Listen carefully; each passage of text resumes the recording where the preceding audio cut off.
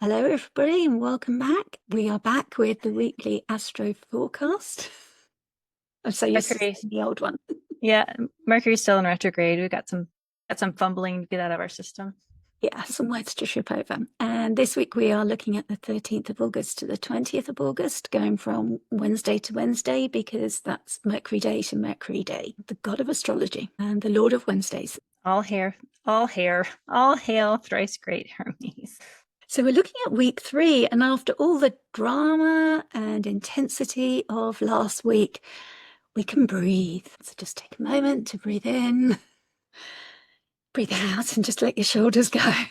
It feels like, because this week we have a beautiful benefic enclosure of the moon, and that is all that's happening. It's like just the universe is letting us breathe, relax, sending us a nice little gift, and just letting us, I don't know, just incorporate everything that's happened, Yeah. reflect on what's gone on, and just get on with our lives. So we haven't got a lot of transits, we haven't got a lot of bad news to share, just that good news. So what we're going to do is dive into this beautiful cycle of Venus and Jupiter and just share a little bit more about how that works, just to share our wisdom with you and share a little bit more that you may not have thought about and show some light on it. What do you think, Krista? I mean, I'm looking forward to it just because there's going to be so much to maybe recover from last week that, the benefic enclosure of the moon is going to happen very quickly because the moon travels just so fast. But because there's this enclosure, it means that we're also still experiencing the closeness between Venus and Jupiter, Venus in Cancer, Jupiter exalted in Cancer, and just enjoying the moon at home, and then looking at just this conjunction of Venus and Jupiter, and then how that conjunction will unfurl like a lotus blossom and then close back up and go underwater when it gets reborn next year on June 9th. So we're going to look at the cycle of Venus and Jupiter, their conjunction, their sextiles, their squares, their trines, their oppositions, and just look at it kind of like a lunar phase. We are in the moon's temple of Cancer, so we can kind of use the lunar phases as a way to describe how these two planets, when they get together and seed this moment, how they're going to grow something good. Cancer is nourishing, healing. It's the moon's temple. And Venus and Jupiter are the two benefics in astrology. So ideally, something good is being planted here underground. And as it grows and as it has challenges and overcomes them and then grows even more, maybe we can see something really beautiful grow in the Cancer house of our charts. So yeah, let's look into it. This is the chart of the benefic enclosure. Okay. Yeah. So this starts on the 19th of August, and I've got it at 23:57 British Standard Time, which is 22:57, so about PM Universal Time. It lasts for 12 hours, so it goes into the morning of the 20th, which is nice if you're looking for, again, we talked about electional astrology with the conjunction of Venus and Jupiter. But this is what we mean by a benefic enclosure, where the moon is between Jupiter and Venus and connecting them. Very much in Hori astrology, we look at the moon as a translator of light, as the moon moves faster than any of the other planets. So here the moon is literally taking the light from Jupiter and translating it to Venus almost. Yeah. But you've also got a stellium as the three are together. So their significations are all blended in. So you've got the ruler of Cancer, the exalted ruler of Cancer, and Venus, the ruler of Taurus and Libra. And they're all together, bringing all of that loveliness. They rule all of the good things in our lives, the things that we enjoy, the nurturing we receive from our mothers, remembrance, memory, and Jupiter bringing that expansion and good luck and the order and things that he will look after us. I mean, literally, when you think about the planet Jupiter, as I understand it, he orders that Kuiper belt of the asteroids. He literally protects the Earth from these asteroids that could be hitting us, and he deflects them all and protects us. So in that way, even as a planet, even without the significations that he gets, he is protective and he does bring order in that sense. And then Venus being that law of attraction, attracting things to us, and Jupiter also bringing things together. They both bring things together, but in different kind of ways. Yeah. So it is that bringing together. And so does the moon. The moon travels around the zodiac in a month, visiting all of the planets, collecting, almost like collecting all the tea, getting the gossip. What do you say? What does she say? What does he say? Collecting it all up and translating it back to us on Earth through the new moons and the full moons. And at other times when it connects with planets in our chart, which it will do every single month, is times it is bringing all that information down to us on Earth. So yeah, I just feel like it's really nice. And in that Cancer area of your chart, so if you know what house that rules, that helps you bring those significations that it's bringing in for us. And I've got that it's sextile as well. Venus is applying to Chiron in Aries with a trine there. So that is bringing in some healing from that Aries part of our It would be a square also. between Cancer and Aries. Yeah. Yeah. That's what that picture was supposed to look like. So Chiron, it has been in Aries for a while, and the sigil looks like a key, and so kind of unlocking some sort of necessary healing to overcome it. The square is the aspect that's related to Mars, and the job of Mars is to overcome. And I like the enclosure of the moon at home there by the benefics, also kind of bringing in that healing journey that Venus and Chiron are going to make. Just before this happens, Mercury will have sextiled Mars, and this is the first aspect that Mercury makes after going direct. So again, it's like bringing in some sort of key, and Libra is the temple of Venus, so bringing all that in. It's really focused on that benefic enclosure. The fact that it happens a week after the Venus-Jupiter conjunction, I just feel like it's a continuation of that story, and the moon really coming in and making it maybe more realized. The moon will be new, probably like a week later, less than a week later, and so it's a waning moon. And often when the moon is waning, we feel in our bodies of wanting to rest and wanting to nurture and wanting to take really good long healing baths and drink plenty of fluid and kind of be a little bit more, just hang out at home. Home is a common association with Cancer, and finding the comforts of what does home mean to you, and just enjoying the week between August 12th and August 19th with that benefic and lunar sort of lesson. And what day of the week is this? Is it also a Tuesday? Did we already say that? I think it is. Yeah, it's a Tuesday. That's Mars's day. You might be feeling it as soon as the moon enters into Cancer, though. And you said it's going to last for about 12 hours. So yeah, it's a brief transit, but a really, really glorious one, and one that we don't get that often. So just really nice. And again, it's the cardinal risings will get that intensity in the loud parts of the charts, the first, 10th, 7th, and 4th houses, the self, your public image and career, your partnerships, your close partnerships and relationships, and your houses of home.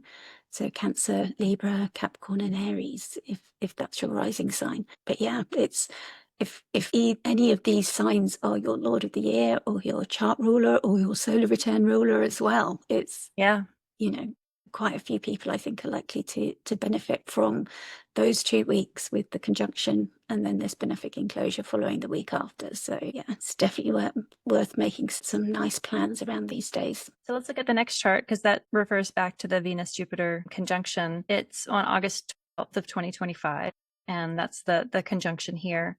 And then we're going to go through the aspect that the planets make. As Venus travels past Jupiter and into new signs, the first aspect that she makes is on October 9th. That's the sextile, which is the nature of Venus. The sextile is kind of like that first sight that you have with someone else of like, maybe we could work together. What does that actually look like? So on October 9th is that first aspect that they make after being conjoined.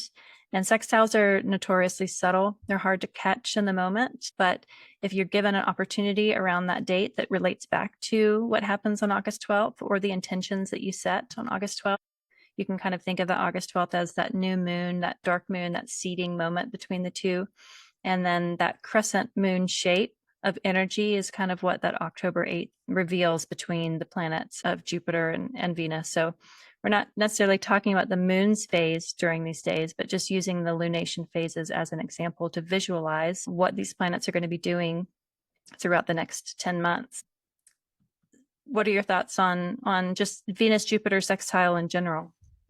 When you think about that crescent phase, it's like the first visibility, isn't it? Mm-hmm. When we can first see the moon, when it's been dark around the conjunction phase. So this is like the first time when you can kind of see something growing from it. So yeah, and like you say, it's like an opportunity that you might not realize is an opportunity. So that's where it's good to have the heads up that this is a time to look for it and recognize it as an opportunity. Mm-hmm.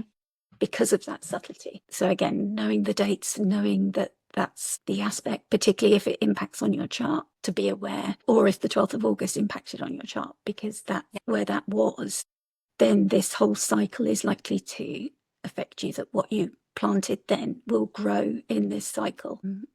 So those subtle opportunities will be there. And sometimes we've got to look for them. We've got to, they're easy to miss. Sextiles are, there's missed opportunities all the time. One piece of advice is, if you use a digital calendar like Google Calendar or whatever, you can, August 12th, if you pay attention to astrology, you're probably aware of that date. But the rest of the dates, go ahead and put in your calendar, just for the whole day on October 8th, Venus sextile Jupiter. And then for the next ones, that they square and then they trine, they oppose, go ahead and put it in there. And if you have your intention that you are thinking about, or if you just, or what, after the day has passed, you're like, that was when this began. And so you can kind of then go edit that calendar date of October 8th. Like think back on like what opportunity is showing up around today or the day before, the day after, it can be, doesn't have to necessarily be exactly on the date. A lot of times we feel it as it leads up to it, like the day before. So you can kind of catch it and maybe track it that way. The moon that day is going to be in Taurus, where the moon is exalted. So that moon, that lunar host, is also providing some good opportunity, kind of bringing in the opportunity through the Taurus house. But go ahead and put these dates in your calendar. You can see them on the screen. It's August 12th, October 8th, November 2nd, November 26th, January 9th, February 22nd, March 18th, April 13th. And then they can join again in Cancer on June 9th. That'll be like both the closing of the cycle and the beginning of a new one. We're just going to go through this for the year. But I just wanted to say that go ahead and mark it down so that you can kind of catch these as they happen, because it's very quick. Being able to take advantage of this opportunity will be, I think, is just a really beautiful story, because it's both benefics involved in the moon's temple. So we got like the trifecta of joy here. And one story that's always stuck with me, the teacher at London School of Astrology, and I can't think of his name yet, but it'll come to me. He said, these opportunities, they don't come gift wrapped. They don't come perfect. They come with a but quite often. And he's like, if you have this impacting your chart, expect to be ready at the door with your shoes and your bag and be ready to accept the but.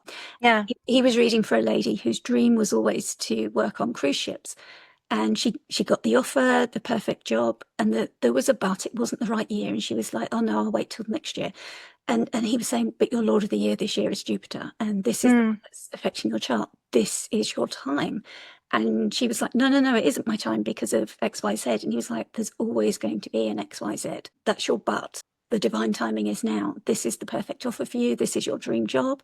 You're meant to go. So don't let the buts overrule the opportunity. If you have a dream, and that dream is there at your front door with the offer, walk through that door." Yeah. I can't say it strong enough, because we all have buts and we all have XYZs of responsibilities and duties to others. But your first responsibility and duty is to yourself and to your dreams. And that's what Venus and Jupiter represent. I'm laughing because I'm remembering the Pee Wee Herman movie when he's talking to Simone. She wants to do something, but she has butt. And he's like, everybody has a big butt, Simone. We've all got a big butt. So when you hear yourself saying about that, and you realize those are your duties and responsibilities, and this is your dream. Yeah. So are you ready to go through that door and realize that door might not open for you again? Your time is now. I wanted to call out this image of the three hairs circling around. This image is found in a lot of places in the world over like holy sites, and they don't exactly know what it means, but it felt appropriate for Venus and Jupiter in the moon's temple, of just the movement of the wheel. The wheel of fortune in tarot is Jupiter. And the fact that the conjunction is happening in that middle decan of Cancer, which is the Three of Cups card. I don't know, just something about kind of like triple luck with this, like three lucky rabbits, kind of turning the wheel of good fortune.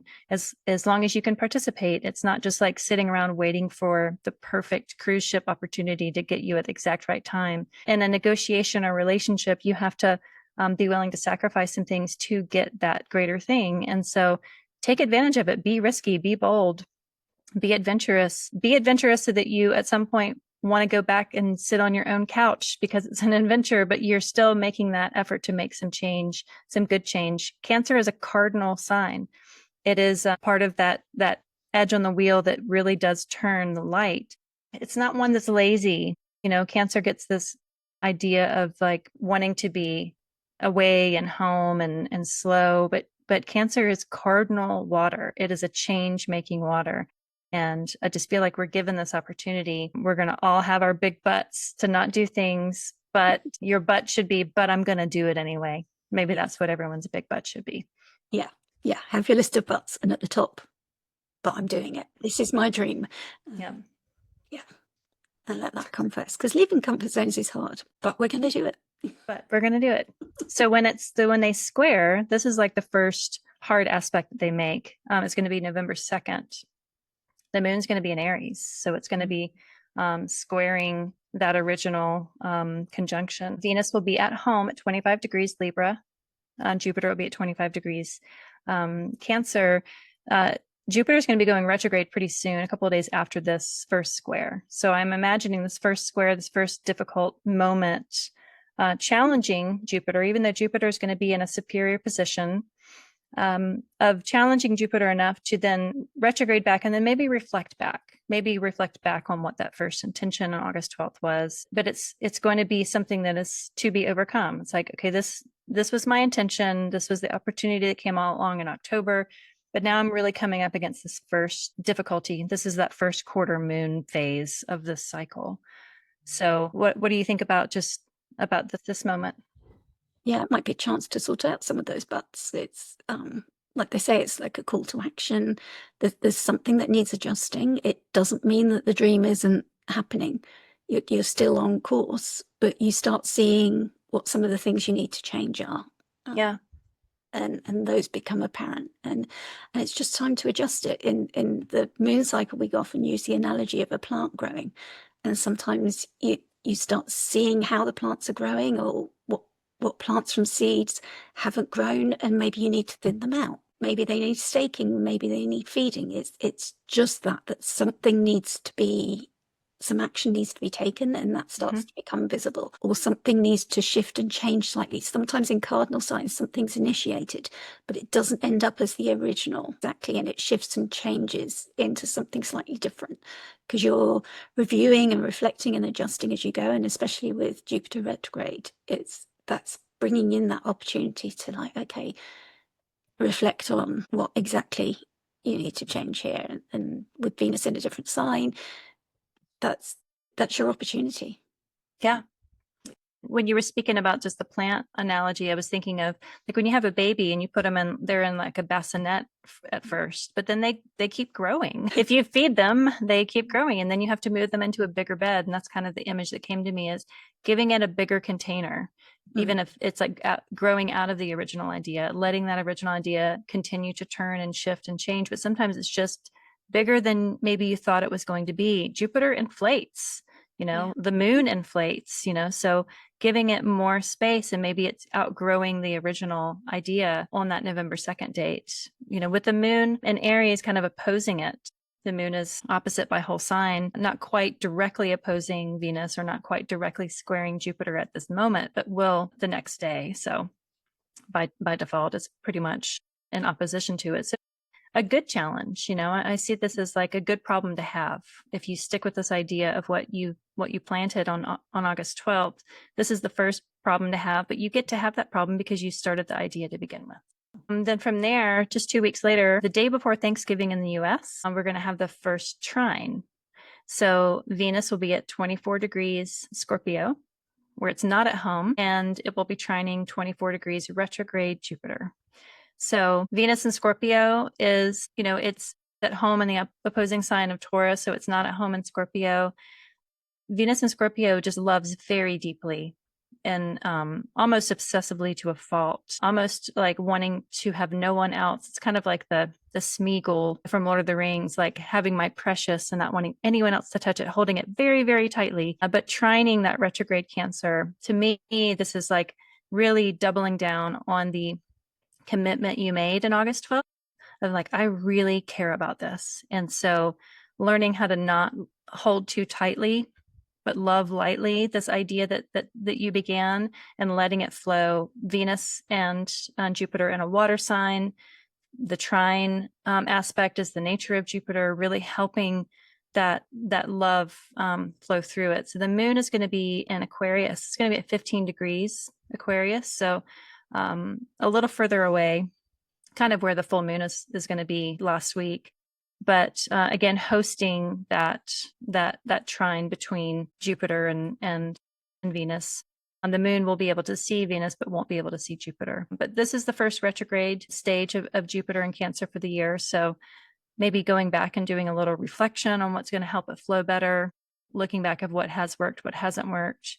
And if this is a specific project, like a tangible project, even if this is just a lifestyle change or, reconstruction of the area of life for Cancer for you, I find that this one hopefully will flow a little bit better, even if it's flowing to return back to something that maybe you tried once and it didn't work, but going back to it to see if it works this time. For sure. I mean, they're known for bringing ease, these trines. So it's very easy to just sit back and go with that flow. But certainly if you're working with the cycle to deliberately manifest something, especially with the Jupiter retrograde, it's really good to use that ease to lean into what the retrograde is showing you and just use the ease to make those adjustments again, because you have ease to do whatever the retrograde is showing you. It's like, again, you can make those adjustments with ease. So the actions that you take will flow easily. So again, the adjustments that you were asked to take at the square,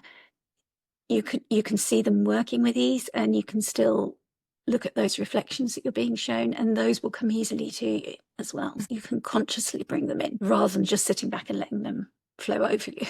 Yeah.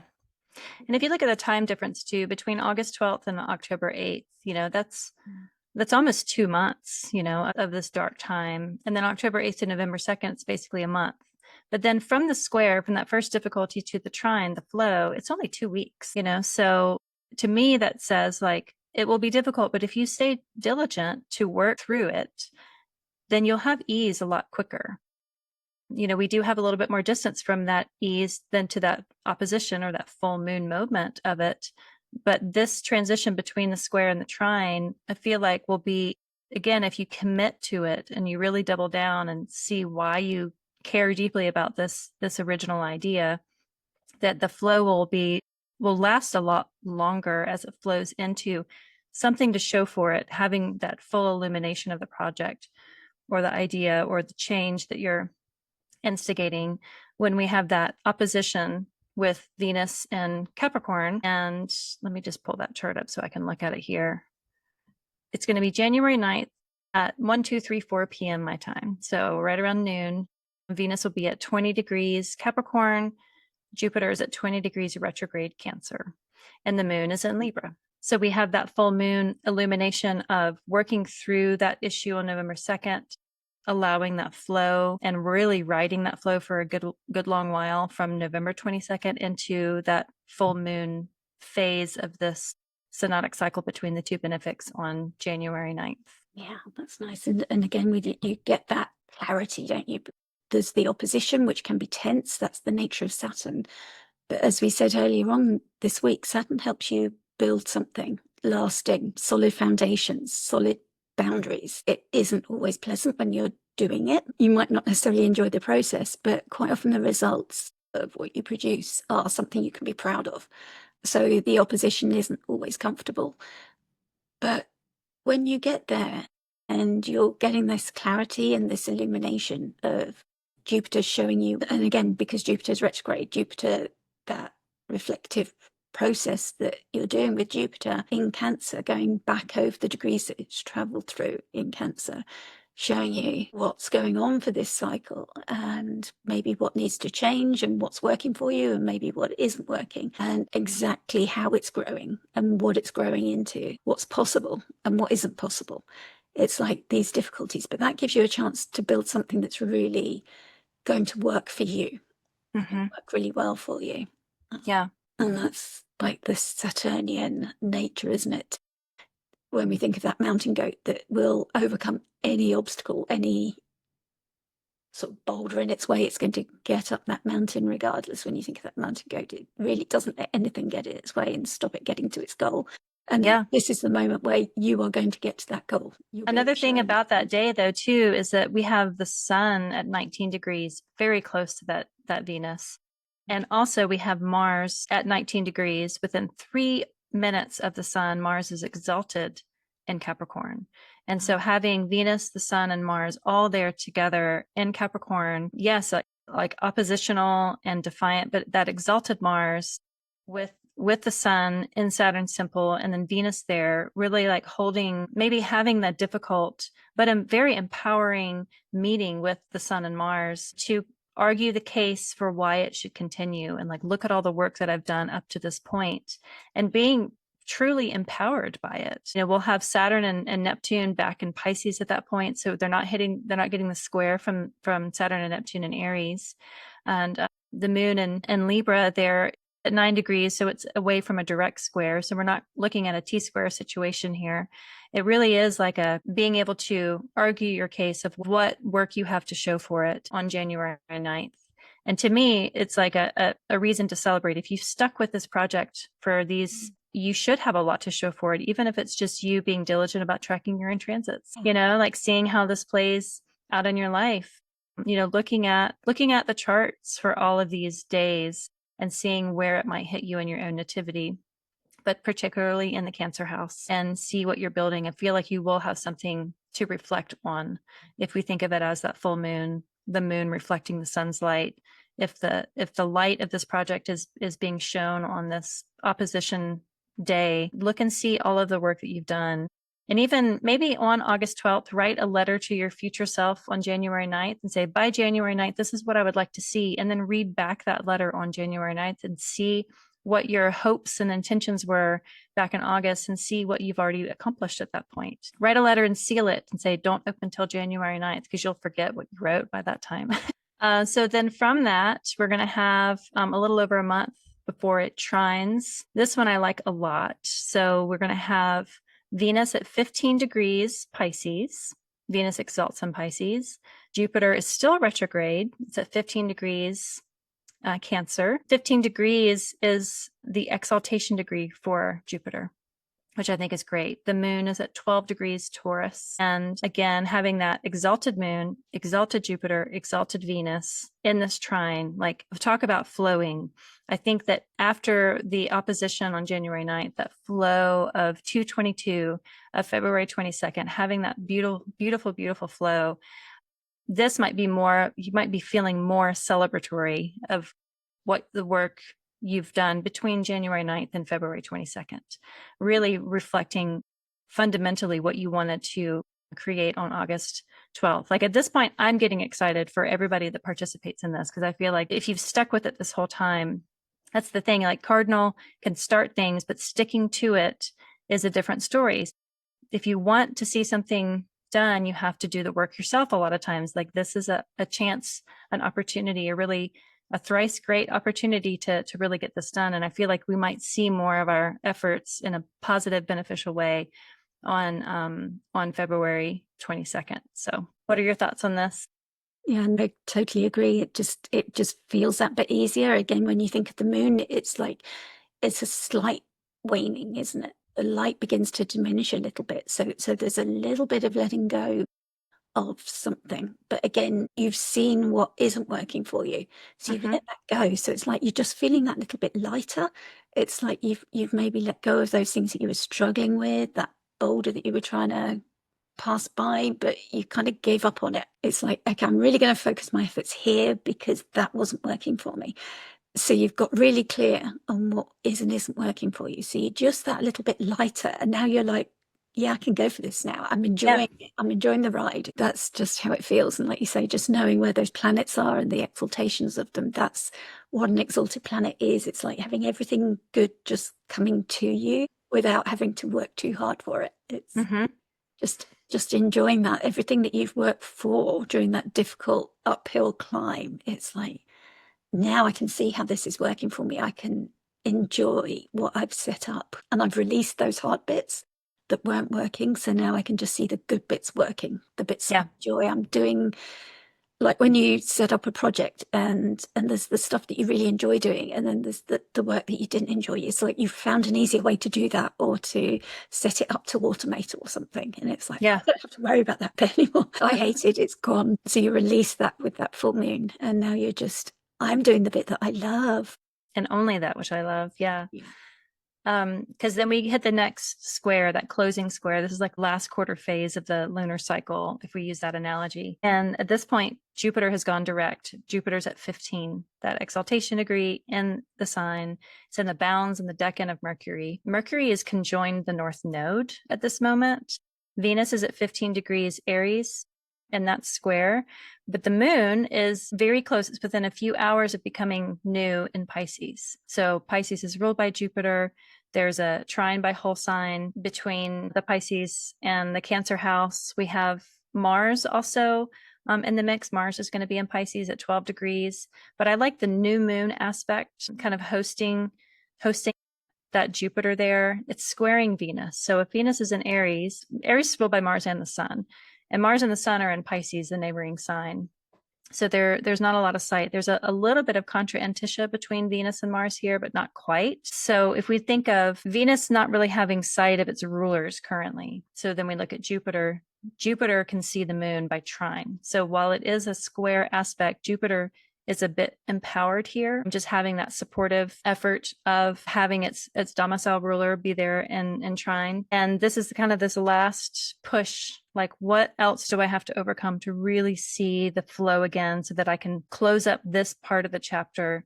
And yes, it is a square. It is something to kind of work through, and it might be somewhat difficult, but I feel like Jupiter has so much support in this from the moon that it'll be, again, a good problem to have. Like, I have made it this far. If I can just push through this, then it's just like sailing until the conjunction happens in June. What are your ideas on this last square for this cycle?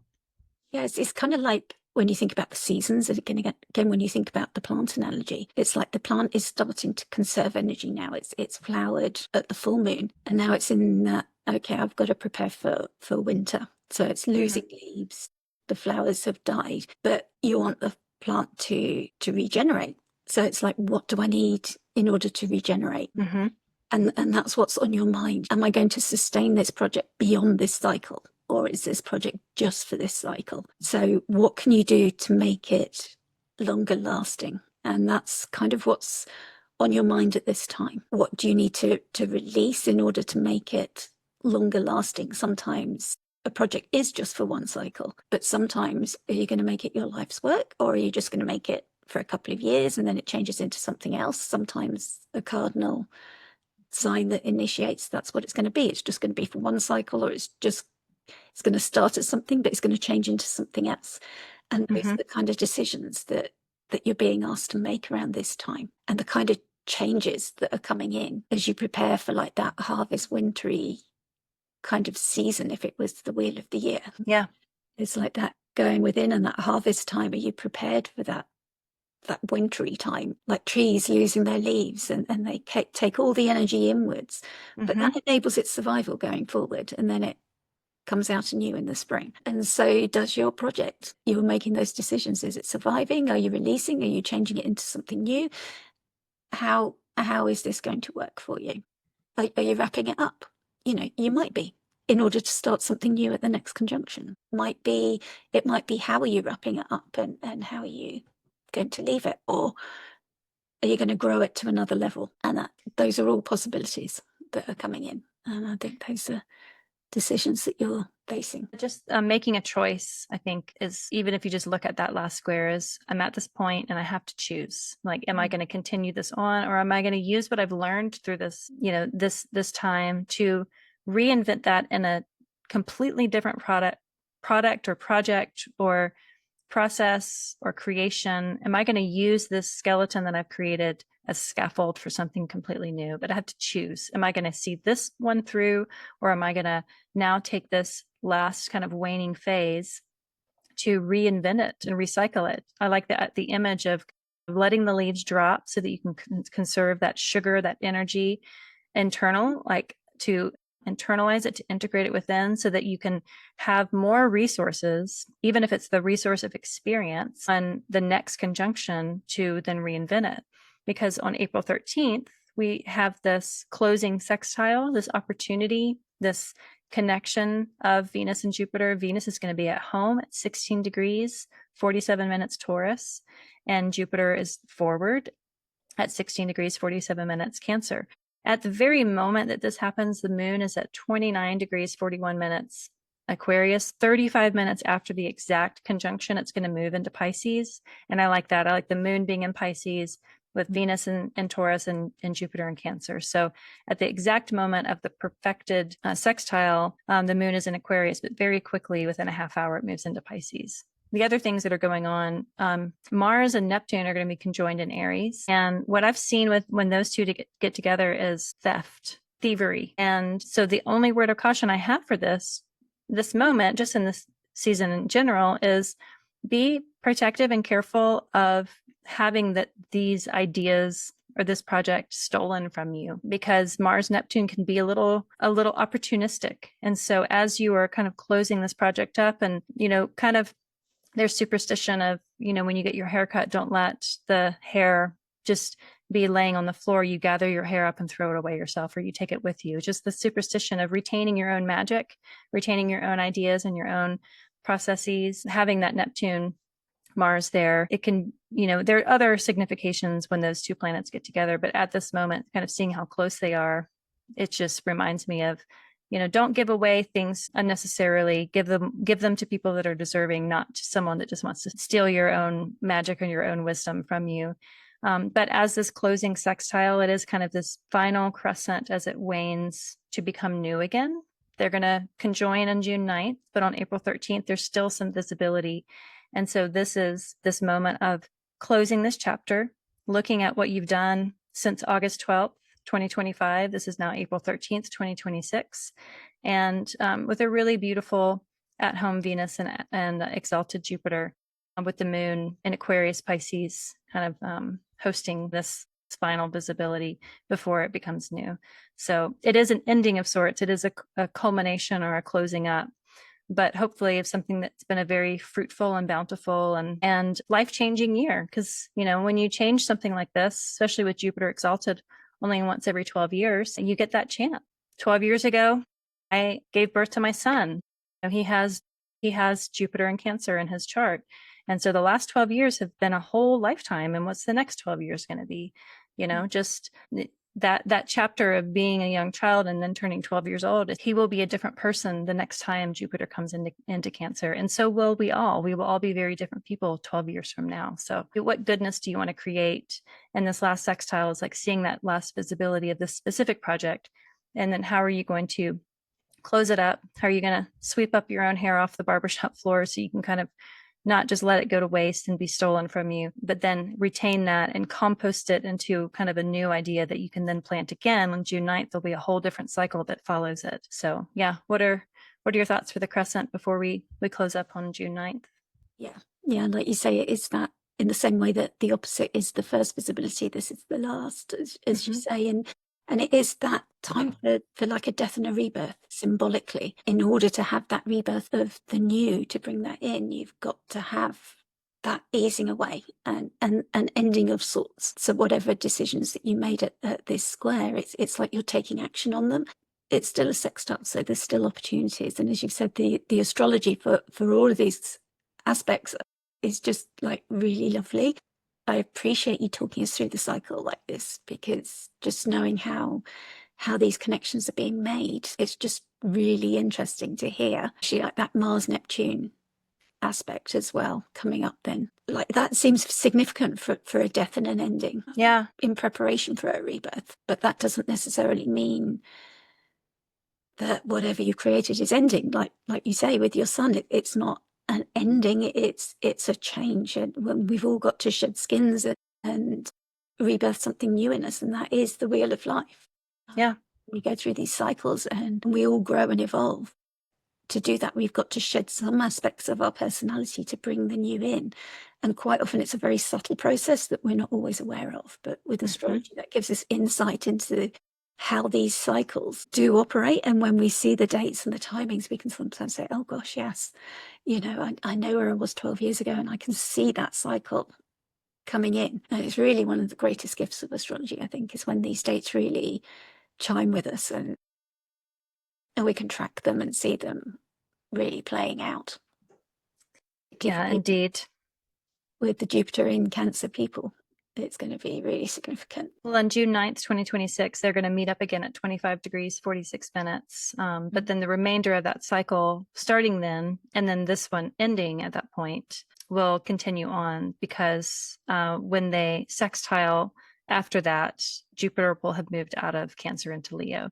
This really is kind of that final, their conjunction moment, that seeding moment will be in Cancer. Continuation of it will be Jupiter and Leo, which is also great. I mean, Jupiter and Leo is fun. It's triplicity lord of Leo. So, I mean, it's a different story, but having an exalted planet, exalted benefic and exalted greater benefic be joined with the other benefic is really kind of a special moment. And so I hope that you'll take advantage of it because, you know, in tarot, you have the ace cards. They're like the one, they're usually a hand coming out of the heavens, coming out of the clouds, just gifting you something.